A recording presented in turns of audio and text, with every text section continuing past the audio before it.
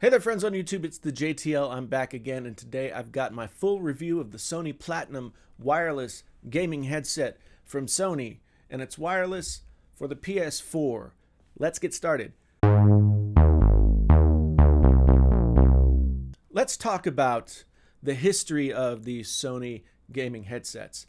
They released a couple for the PS3, and then when the PS4 came out, they initially released the Gold, then later the Silver, and now we have here the Platinum. And as you can expect, the Gold is the mid-range, $99. The Silver is the lower end and wired, and it's I think it's $60. And then these guys come in at $159.99. Brand new, just out.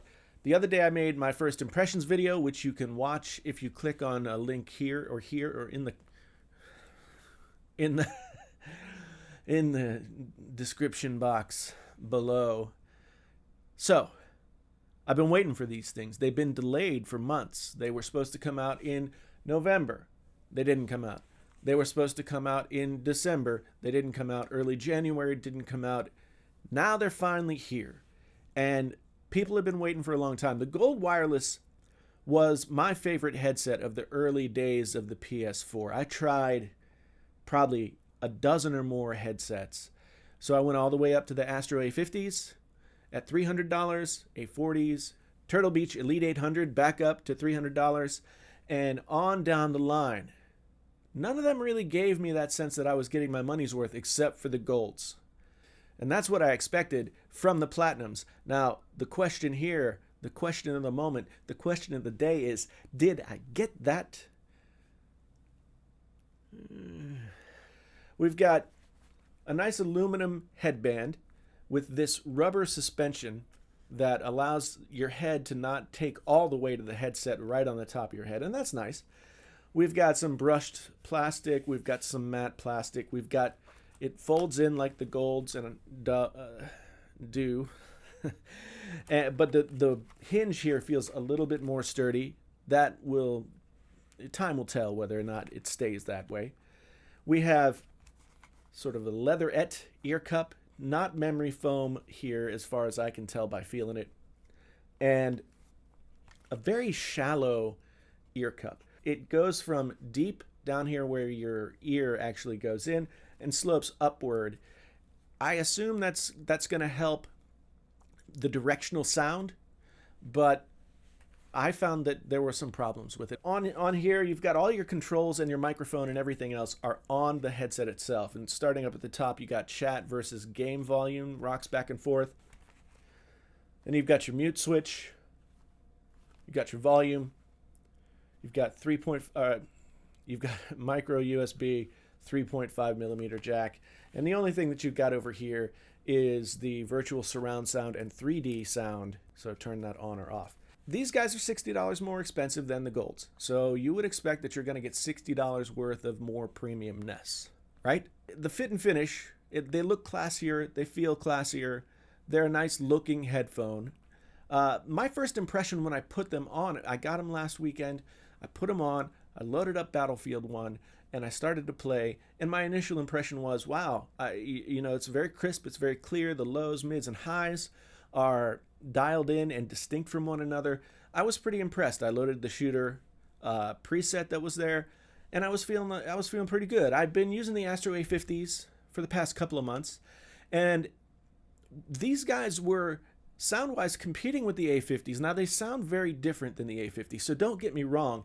The A50 is a much fuller sounding headset.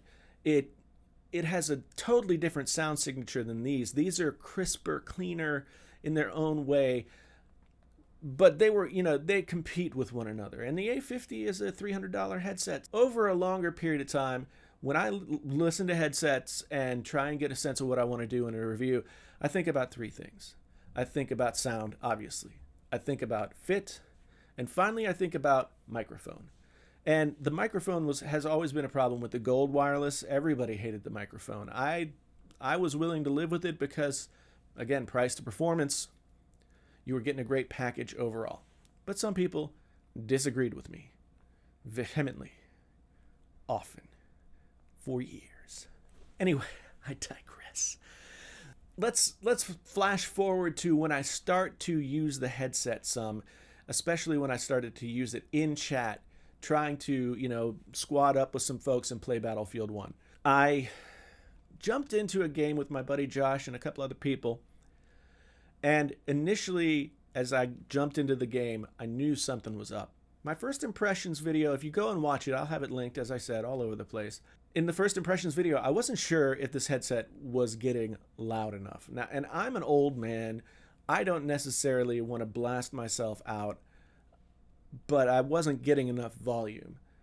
When I got into chat, plus game volume, I was fiddling with this guy back and forth. If I needed to hear the game, I had to go toward game. If I needed to hear the chat, I had to go backwards toward chat.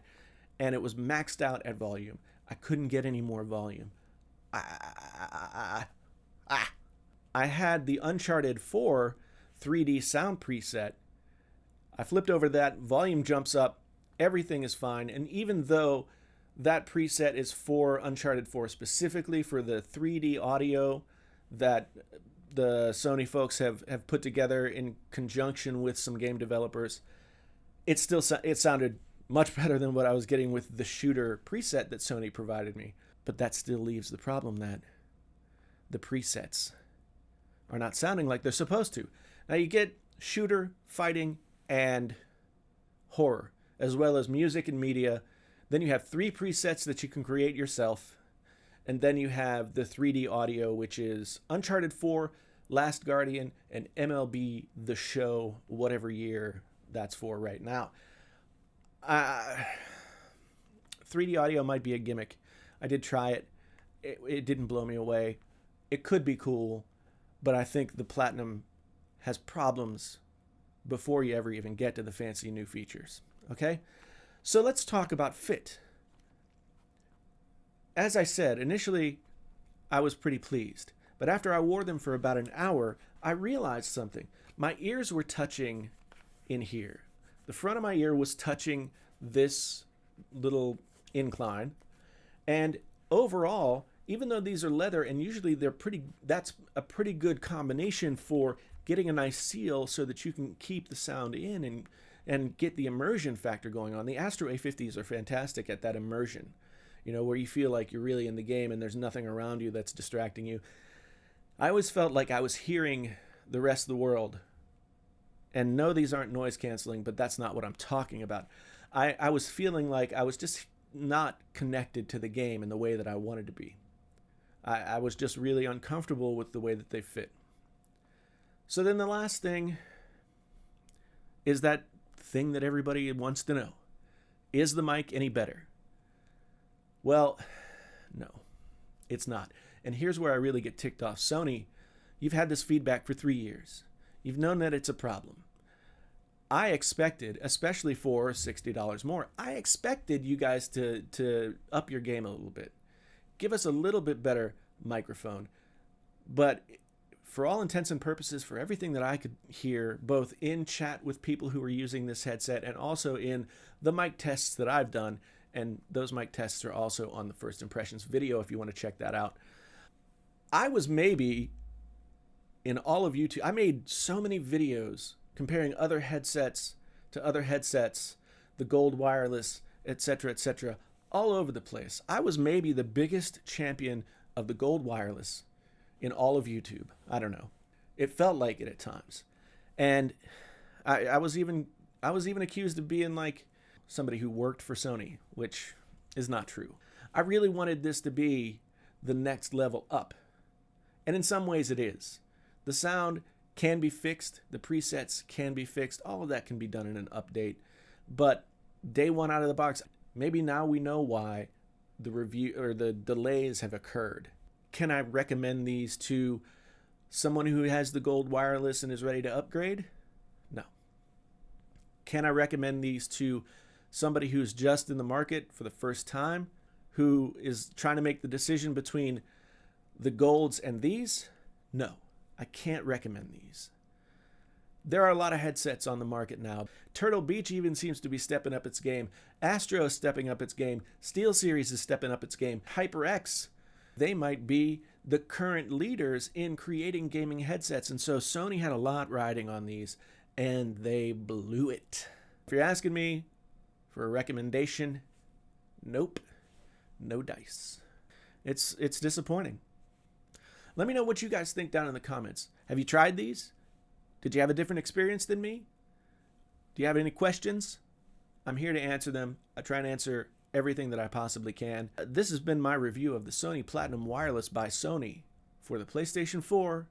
Until the next time, this is the JTL, and I'm out.